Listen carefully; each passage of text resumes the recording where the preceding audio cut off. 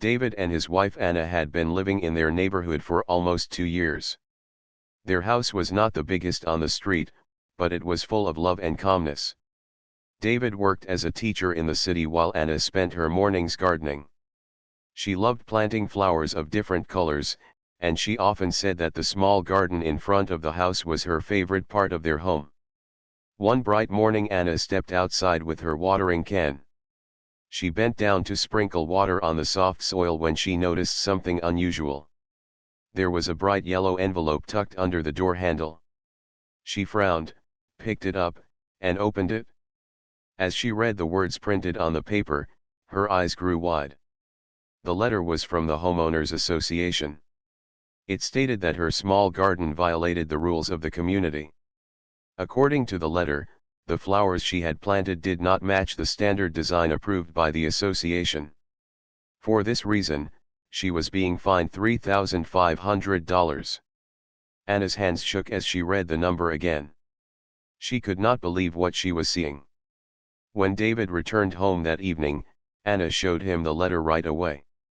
He sat down at the kitchen table and read it carefully. His face hardened. "This is nonsense," David said firmly. "There is nothing wrong with our garden. Your flowers make the street look more beautiful. They are punishing you for no reason." Anna nodded. "I thought the same. This must be Karen's doing. She has been staring at the house since the day we planted the roses. She never liked them." Karen was the head of the HOA. She lived across the street and seemed to spend most of her time watching her neighbors. People whispered that Karen enjoyed finding faults in others more than she enjoyed anything else. She was strict about the rules and always made sure her opinion was heard. David sighed. "We are not paying this fine. $3,500 is not a small amount, and it is unfair. We will ignore this." Anna smiled weakly. She trusted David's judgment, but she also knew Karen would not stop easily. The next morning, Karen knocked on their door. Anna opened it politely. Karen stood tall with a clipboard in her hand. "You received the notice, I assume," Karen said without greeting. "The fine must be paid within 2 weeks. If you do not comply, further action will be taken." Anna kept her calm voice. "There is nothing wrong with our garden. The flowers are healthy and neat. They are not harming anyone." Karen raised an eyebrow. "The rules are clear. Uniformity must be maintained. Exceptions are not allowed." David stepped forward. "We are not paying this. If you want to waste your time with this, go ahead, but we are not giving you a single dollar." Karen's lips tightened. Without another word, she turned and walked back across the street. For the next few days, the couple carried on with their lives. David went to work and Anna tended to her plants as usual. The neighbors often stopped by to admire her flowers. Some even said her garden was the most colorful spot in the whole community. These kind words made Anna feel stronger. She believed she was right to stand against the unfair fine. But Karen was not used to being ignored. She complained again to the HOA board and called for an emergency meeting. She spoke for a long time, insisting that David and Anna's refusal was an insult to the entire neighborhood. Some board members listened quietly while others rolled their eyes, but Karen was determined. By the weekend, she decided to take a step that shocked everyone. Karen picked up her phone and called the police. She reported that David and Anna were refusing to obey community rules and owed money to the HOA.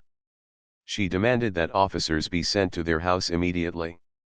Inside their cozy home, David and Anna were completely unaware of what Karen was planning.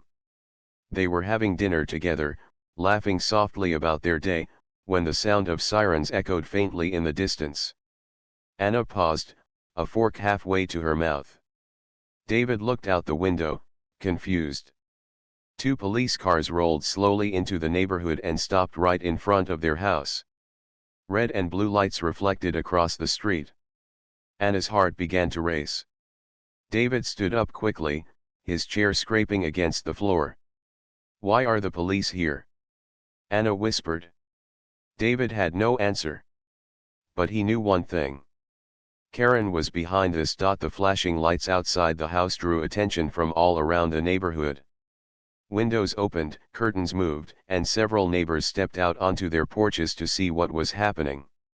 It was unusual for police cars to stop in front of David and Anna's home, since everyone knew them as a kind and quiet couple. Anna felt her chest tighten. "David, they cannot be here for us," she whispered, but deep down she already guessed the reason. David placed a reassuring hand on her shoulder, though he himself felt uneasy. "Stay calm. We have done nothing wrong." A firm knock came on the door. David opened it to see two officers standing tall, their uniforms neat and their expressions serious. Behind them, Karen stood with folded arms and a triumphant smile as if she had already won. "Good evening," one of the officers said politely. "We received a complaint from the Homeowners Association. The report says you refused to comply with HOA rules and ignored a fine." David took a slow breath. "That is correct. We did not pay because the fine is unfair. My wife planted flowers that are neat and healthy. There is no damage or disorder." Anna stepped forward. "These flowers bring beauty to the neighborhood. Many of our neighbors enjoy them. The fine is not reasonable." The second officer turned to Karen. "Is this the issue? Garden flowers?" Karen straightened her shoulders. "Yes. They violated the uniformity standards. The fine is $3,500, and they refuse to pay. The HOA rules are official, and refusal to follow them is a serious matter. I expect you to take action." The officers exchanged a glance. One of them cleared his throat. "Ma'am, HOA rules are not criminal laws. Police do not arrest people for unpaid HOA fines." Karen's smile faded. "They are breaking community regulations. If you do not make them pay, then what is the point of having rules?" David folded his arms, calm but firm. "We are not paying, and there is no law that says we must. You have wasted the time of these officers." The first officer looked at David carefully. His eyes narrowed slightly. Suddenly, his expression changed from routine to recognition. "Wait a moment," he said. "Your name is David, correct?" David nodded, puzzled. "Yes. David Miller." The officer's face lit up in surprise. "Judge Miller? You live here?" Gasps rose from the small crowd of neighbors gathering outside. Anna looked at her husband with confusion while Karen's eyes widened in shock. David gave a small nod. "I am a district judge. But right now I am only at home with my wife, enjoying our evening. That should not matter here." The second officer suddenly stood straighter and gave a respectful nod. "Sir, we apologize for disturbing you. We had no idea this was your residence." Whispers began to spread among the neighbors. Some whispered to each other about how Karen had overstepped her limits this time. Others shook their heads at the embarrassment she was bringing on herself. Karen stammered, "Judge or not, he still has to follow HOA rules. No one is above them." David's calm voice cut through the air. "I follow the law of this state and this country. HOA guidelines are not above the law. You cannot use police as your personal tool to threaten us." The first officer nodded in agreement. "Ma'am, this matter does not require police involvement. This is a civil disagreement, not a criminal one. We cannot and will not force them to pay you." Karen's face turned red. She had expected the officers to scold David and Anna, maybe even issue some kind of order. Instead, the entire situation had turned against her. Anna felt a wave of relief, but she also sensed that this was not the end. Karen would not give up so easily. The officers turned back to David. "Sir, would you like to file a report against her for misuse of emergency services? Calling the police for such a matter is not appropriate." David shook his head slowly. "Not now. But I will keep the option in mind if this continues." Karen's mouth opened, but no words came out. She turned quickly and marched back across the street, her clipboard pressed tightly against her chest. The police cars drove away, leaving the neighborhood in a buzz of whispers. Neighbors came closer to David and Anna's house. One older man said kindly, "We all admire your garden. Do not let her ruin your peace." Others nodded in agreement. Anna felt touched by the support. She smiled weakly at them, though her heart still raced from the encounter. When the neighbors returned to their homes, David closed the door and held Anna's hands. "This is only the beginning," he said quietly. "Karen has shown that she will go to any length. We need to be ready." Anna nodded. She did not want to fight, but she knew her husband was right. Karen would not stop until she felt she had won. As the night settled in, the couple sat together in silence, the sound of crickets outside reminding them that peace could still exist even after the storm.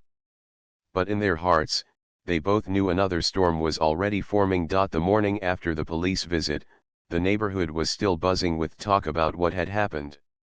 Some neighbors shook their heads in disbelief at Karen's actions, while others laughed quietly about how the officers had recognized David as a judge. For many, it was the most dramatic thing that had happened in the quiet street in years. Anna stepped outside to water her flowers as usual. She was nervous, expecting Karen to appear with another complaint, but she refused to hide in her home. Her flowers were blooming beautifully, and she was proud of them. Several neighbors walked by and offered her kind smiles. One woman stopped to say, "Your garden makes the street brighter. Do not let anyone take that away." Anna thanked her with a soft smile, but deep inside she worried about what Karen would try next. Karen, on the other hand, sat by her window with her arms crossed. She could not accept the humiliation she had faced the night before. The officers had dismissed her complaint, and worse, the whole neighborhood now knew that she had called the police over something so small. Her pride burned. "This is not over," she muttered to herself. She began making phone calls. Later that day, David returned home from work and found Anna sitting quietly on the couch. She handed him a new letter that had arrived in the mail. It was another notice from the HOA, this time demanding immediate payment of the fine along with additional fees for non-compliance. David read the letter and shook his head. She is pushing harder now. But this will not stand. Anna bit her lip nervously. What if they try to take legal action? David placed the letter on the table. Then they will find themselves in front of a real court, not just a board of neighbors. And in court, the truth will speak louder than Karen's rules. That evening, Karen called an emergency meeting of the HOA board. She spoke for nearly an hour, her voice sharp and angry, claiming that David and Anna were setting a dangerous example by refusing to pay the fine. She insisted that if they were not punished, other neighbors would start ignoring the rules too. Some board members nodded, not because they fully agreed, but because they feared Karen's constant pressure. Others looked uncomfortable, knowing she was being unreasonable.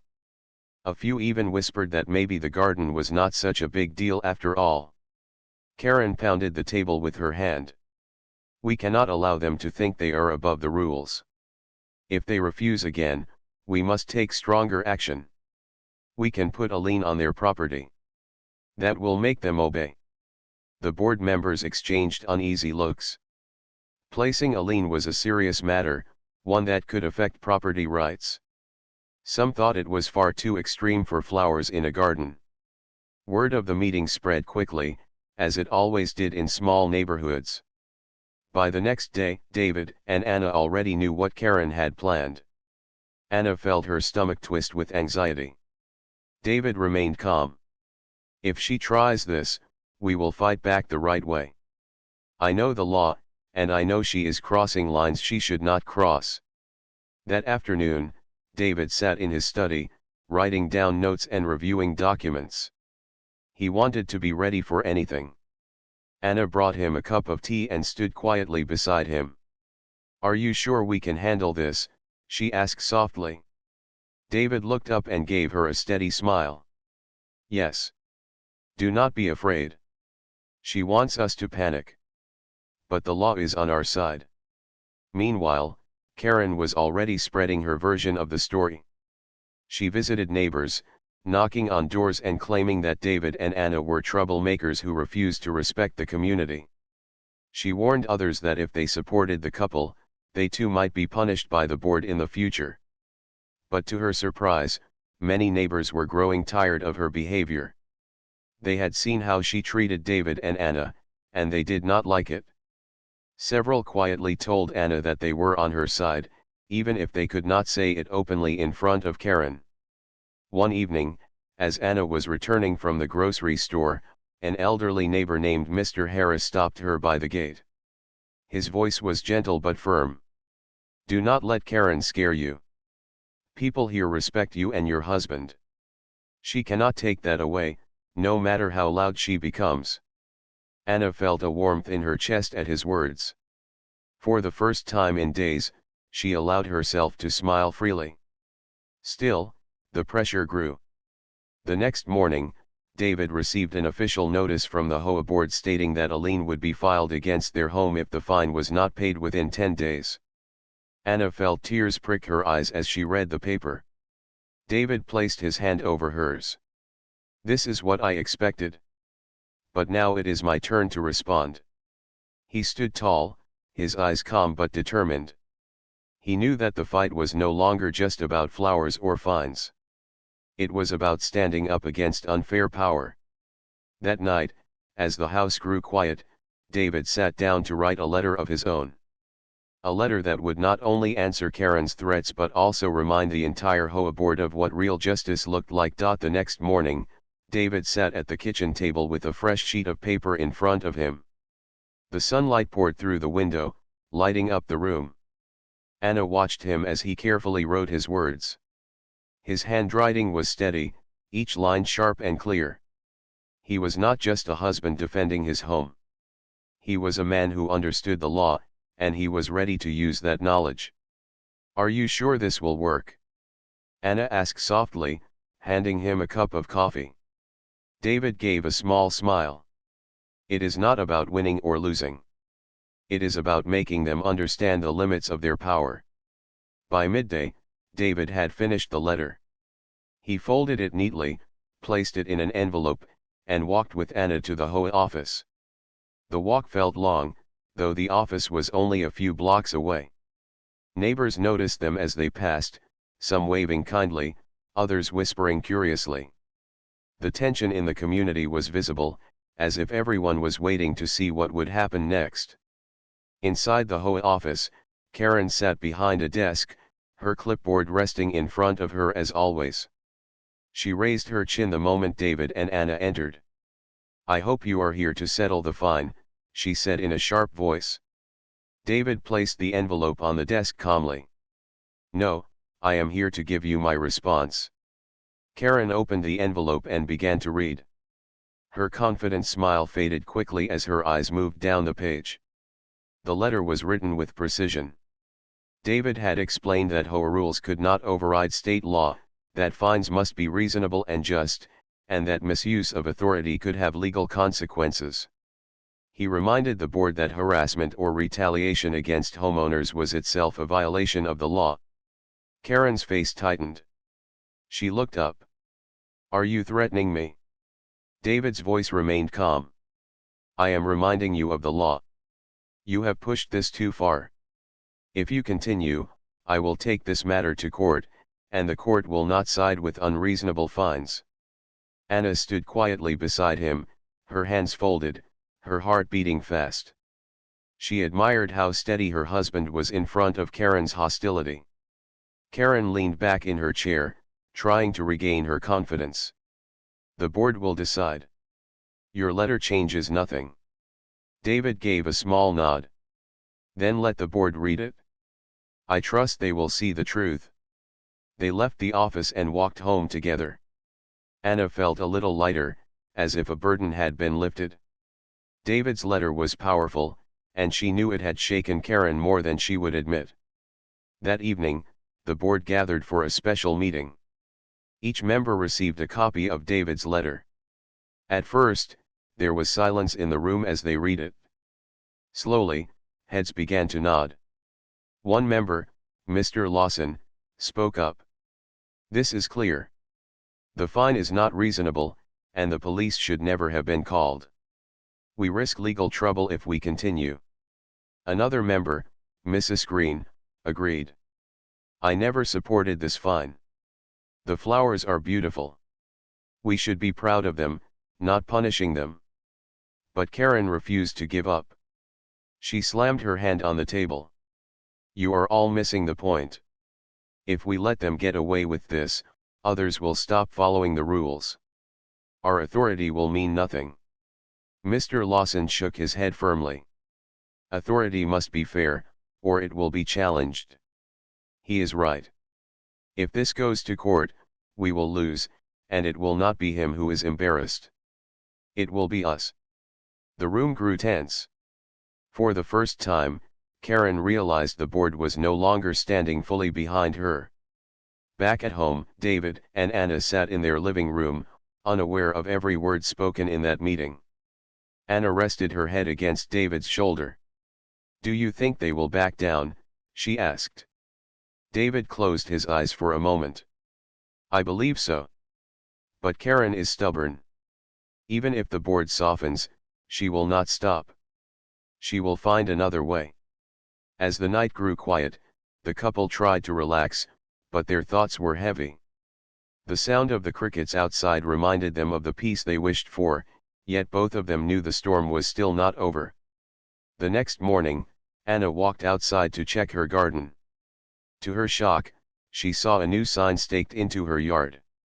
It was large, printed with bold letters, "Non-compliant property." Her hand flew to her mouth. She looked around and saw Karen standing at her window, watching with a satisfied smirk. Anna's knees felt weak. She pulled the sign out of the ground and carried it inside. David came to the door just in time to see her trembling hands. He took the sign from her and set it aside.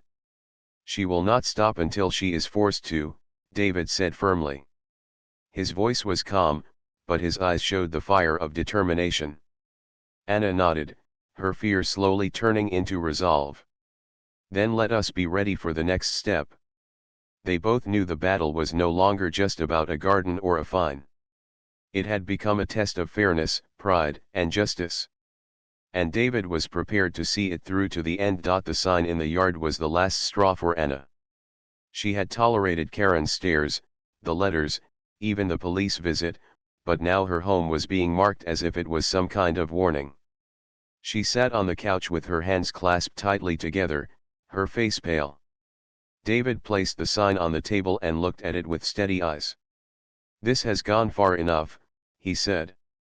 "She cannot humiliate you like this. We will answer her properly." Anna whispered, "I am tired of this.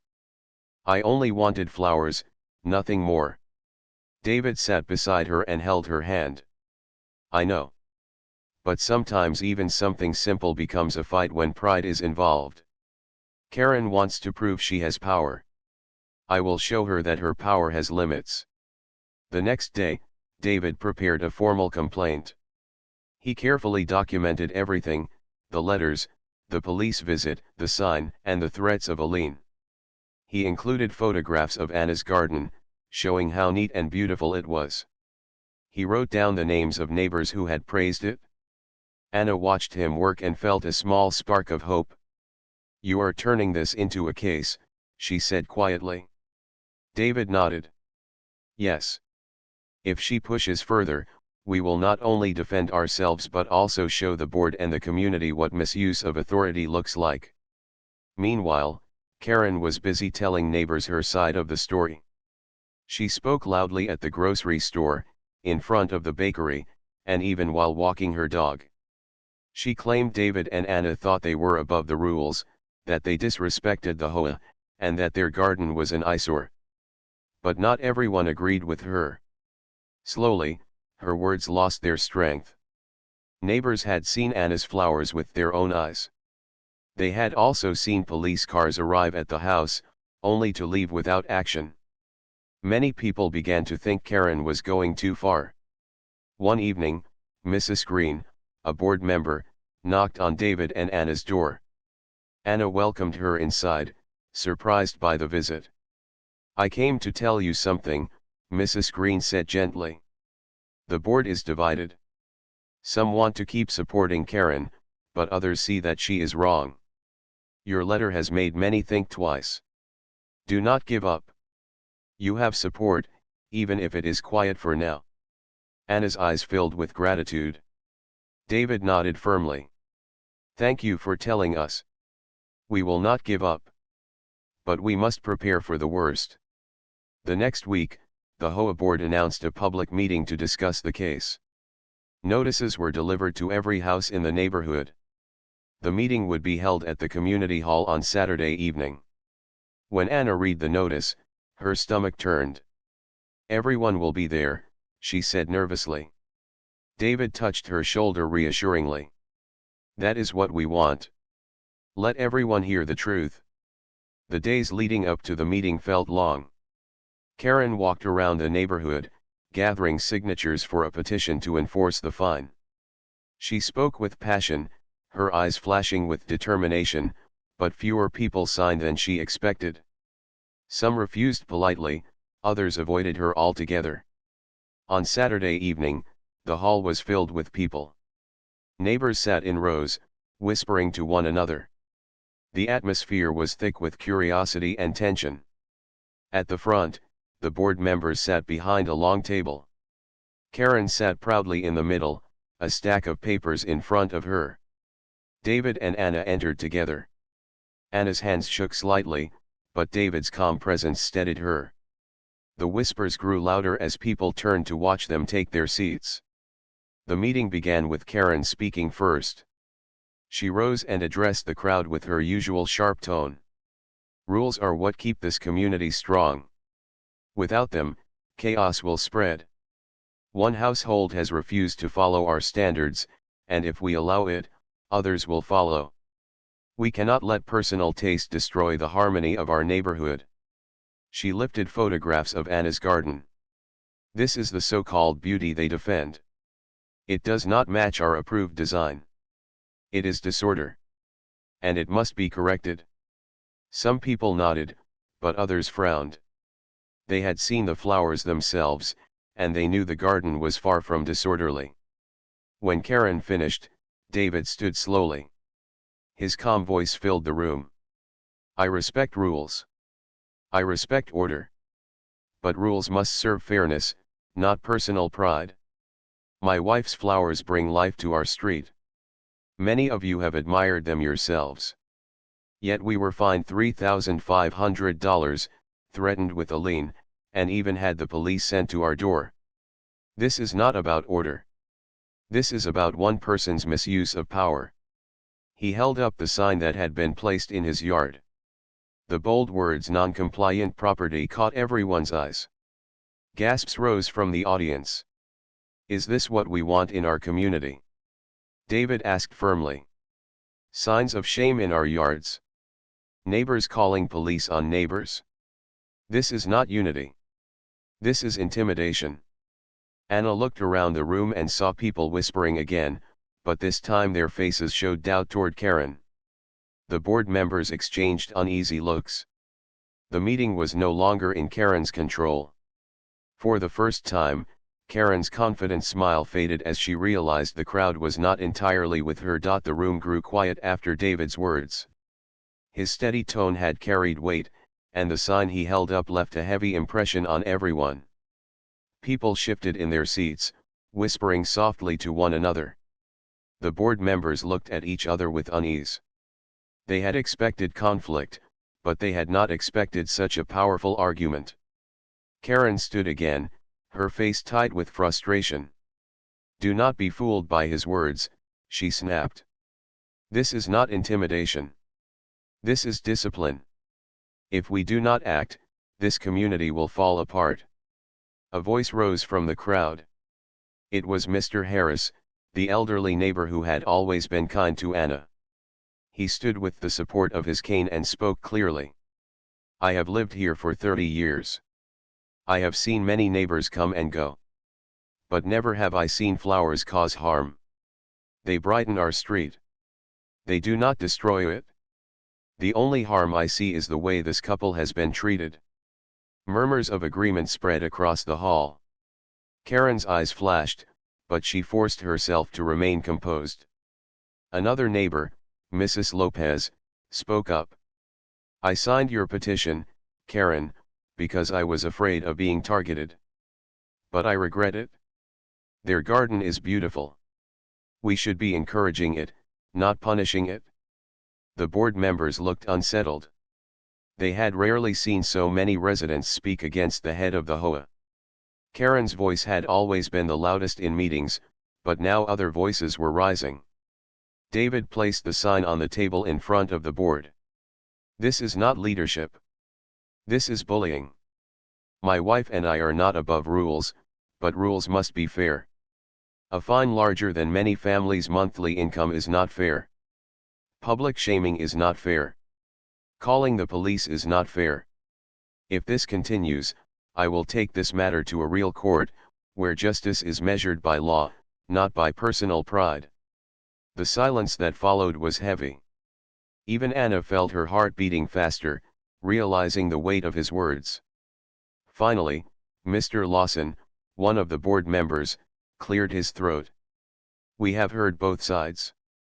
It is clear this matter has gone far beyond a simple disagreement. The fine is excessive, and the way this has been handled has harmed the unity of our neighborhood. I move that the fine be removed. Gasps spread through the crowd. Karen's mouth fell open. You cannot do that, she exclaimed. It is against the rules. Mrs. Green, another board member, shook her head. Rules are meant to protect the community, not to divide it. This fine has done nothing but create anger and distrust. I second the motion. The board members began to vote, one by one. Hands raised slowly, but steadily, in favor of removing the fine. When the final count was made, the decision was clear. The fine was cancelled. Applause broke out from the crowd. Anna felt tears in her eyes as relief washed over her. She turned to David, who gave her a calm nod. He had expected this outcome, but the support of the neighbors made it even more meaningful. Karen, however, was furious. She stood, her face red with anger. You are all weak, she shouted. You are letting one household destroy the order we work so hard to build. You will regret this. But her words were drowned out by the sound of clapping and cheers. The crowd was no longer with her. For the first time, Karen realized she had lost control. After the meeting ended, neighbors surrounded David and Anna, offering kind words and encouragement. Some apologized for staying silent before, while others thanked them for standing up against unfairness. Anna felt overwhelmed but grateful. She realized that their struggle had given courage to others who had been afraid of Karen's authority. As they walked home, the evening air felt lighter. The stars were beginning to appear, and the street seemed calmer than it had in weeks. Anna smiled softly. It is over now, she whispered. David looked at her with gentle eyes. The fine is gone, yes. But Karen will not forget this. She may try again in another way. We must be ready. Anna nodded. Deep inside, she knew he was right. Karen's pride had been wounded, and people like her rarely accepted defeat easily. Sure enough, later that night, Karen sat in her home, her eyes filled with bitterness. The board had turned against her, the neighbors had cheered against her, and David had made her look powerless. She tapped her pen against her clipboard, her mind racing with thoughts. She told herself that this fight was not finished. But for David and Anna, the evening ended with peace. They sat together in their living room, sipping tea in silence. Anna leaned against her husband, her heart finally steady. For the first time in weeks, she felt she could breathe freely. Outside, the flowers in her garden swayed gently in the night breeze, unaware of the storm that had passed and the battles still waiting on the horizon. The days after the meeting were quiet on the surface, but David and Anna knew the peace was fragile. The board had cancelled the fine, and most neighbors had shown their support, yet Karen's presence lingered like a shadow across the street. She no longer smiled at anyone, and her once constant walks around the neighborhood became rare. When she did appear, her eyes burned with silent anger. Anna tried to enjoy the calm. She spent her mornings in the garden again, humming softly as she watered her flowers. Children from nearby houses sometimes stopped to admire the bright colors. Their laughter reminded her why she had planted the flowers in the first place. But at night, when the street grew dark, she still worried about what Karen might do next. David remained alert. He reviewed the laws regarding HOAs and kept a file of every letter and action Karen had taken against them. He did not want to strike first, but he wanted to be prepared in case she tried something again. One Friday afternoon, a new letter appeared in their mailbox. Anna froze when she saw the envelope. It was not from the HOA this time. It was from a law office representing Karen personally. She carried it inside with trembling hands. David opened the letter and read it carefully. It was a formal notice of intent to sue, claiming that Anna's garden lowered the value of Karen's property and caused her emotional stress. Anna gasped. "She is taking us to court." David placed the letter on the table, his face calm but serious. "Yes. This is her final move. She wants revenge for losing the vote. But this time, she has made a mistake. In court, truth is all that matters." Anna's heart pounded. What if people believe her? David gently took her hand. "They will not. The evidence is on our side, and I know how the system works. Trust me." The case was scheduled within weeks. The news spread quickly, and once again the neighborhood buzzed with talk. Some shook their heads at Karen's persistence, others pitied her, but most quietly hoped that this would be the end of the long conflict. On the day of the hearing, the courtroom was filled not only with the parties involved but also with curious neighbors who had come to watch. The judge presiding over the case was not David, of course, but a colleague who treated him like any other citizen. Karen's lawyer spoke first, painting a dramatic picture of how Anna's flowers were a nuisance, claiming they clashed with the neighborhood design and caused emotional harm. Karen sat beside him, her chin raised, though her eyes betrayed a trace of nervousness. When it was David's turn, he stood with quiet dignity. He presented photographs of the garden, letters from neighbors praising it, and proof of Karen's attempts at intimidation. He explained how the fine was excessive, how the police had been called unnecessarily, and how the sign had been placed in their yard to shame them. Anna watched as the judge examined the photographs. One showed the bright roses, another the neat row of tulips, and another the non-compliant property sign. The judge's expression tightened at the sight of the sign. When the time came for witnesses, several neighbors stood up willingly. Mr. Harris spoke of how the flowers brightened his walks. Mrs. Lopez admitted she had signed Karen's petition out of fear but now regretted it. Even Mrs. Green from the board testified that the fine had been unjust and that Karen had pushed the board beyond reason. Karen's face grew paler with each testimony. Her lawyer tried to argue, but the weight of evidence was clear. Finally, the judge delivered the decision. This case shows not a violation by the defendants, but an abuse of authority by the complainant. The garden in question is neat, healthy, and does not harm the community. The lawsuit is dismissed, and the defendants are free of all claims. Gasps filled the room, followed by quiet applause from the neighbors. Anna let out a breath she had been holding for weeks. David placed a steady hand on her shoulder, his calm face finally breaking into a small smile. The judge continued, "Furthermore, the court warns against misuse of legal systems for personal disputes. Such actions waste resources and damage community trust." Karen sat frozen in her seat, her eyes downcast. For the first time, she had no words. The courtroom emptied, and neighbors approached David and Anna with warm smiles and kind words. Outside the courthouse, the afternoon sun shone brightly. Anna looked at David with relief in her eyes. "It is over, isn't it?" she asked softly. David nodded. "Yes. This time, it truly is." They returned home to find their neighbors waiting.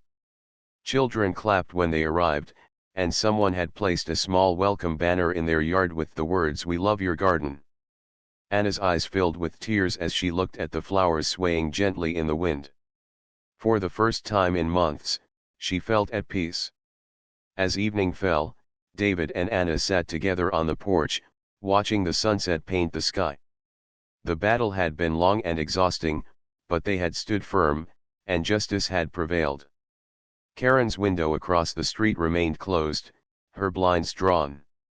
She had lost not just the case but also the trust of the community. Her clipboard rested unused on her desk, a silent reminder of a power she no longer held. Anna leaned her head on David's shoulder. "All this for a garden," she whispered. David smiled softly. "Sometimes small things reveal big truths. And this garden reminded everyone that fairness is worth protecting." The flowers glowed in the fading light, no longer a cause for conflict but a symbol of resilience. And as the stars appeared one by one in the night sky, peace finally returned to the neighborhood.